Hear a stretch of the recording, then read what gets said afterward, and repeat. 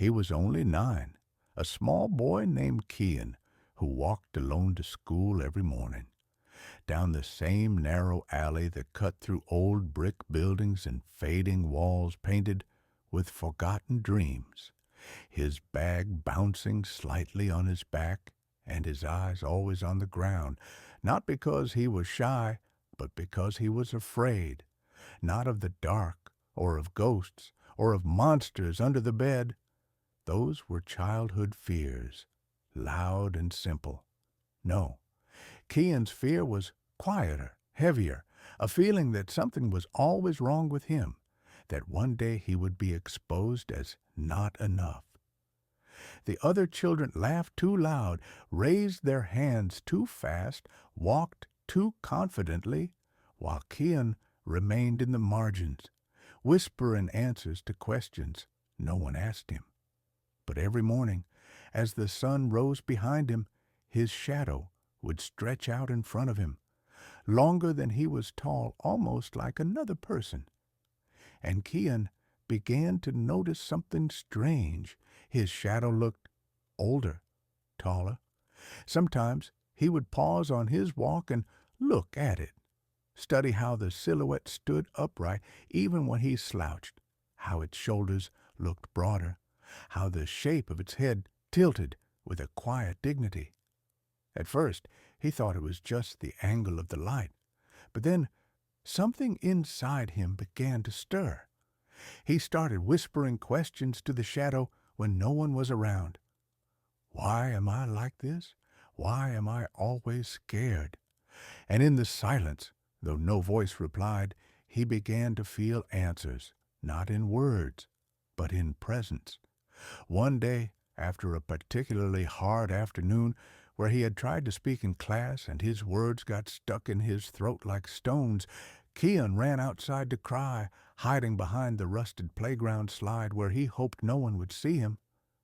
His shadow followed, resting quietly beside him, stretching toward the far wall. And this time, something changed. He looked at it through his tears and said, "Why are you always bigger than me?" And then in that soft moment of pain, it occurred to him, maybe the shadow wasn't just a reflection of his shape, but of his potential. Maybe it was the version of him that could speak up, that could stand tall, that could carry all the fears he was still learning to name. From that day forward, Kean didn't talk to his shadow as a reflection, but as a future. He gave it a name, Kai, the him he might grow into. And slowly, very slowly, Kean began to act as if Kai was already with him. When he was afraid, he asked, what would Kai do? When he hesitated, he imagined Kai walking ahead of him, already knowing the way. His fears didn't vanish, but they softened, because now he wasn't walking alone.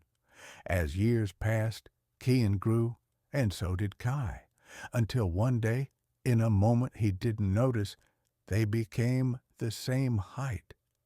He had become the shadow he once feared, the taller version of himself, the one who knew how to be afraid and still keep going. And in his adulthood, when things got overwhelming, Kean would still pause sometimes during a sunset walk, glance down at his shadow stretching forward on the sidewalk, and whisper, "Thank you for walking ahead of me all those years," because what he had once seen as fear, that tall, quiet figure in front of him, was actually his own inner strength in disguise, waiting patiently for him to catch up. And if this story finds you now, just know this: the shadow of you that seems larger, stronger, more capable, isn't here to scare you.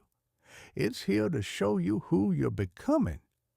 The gap between where you are and who you want to be isn't a threat. It's a guide.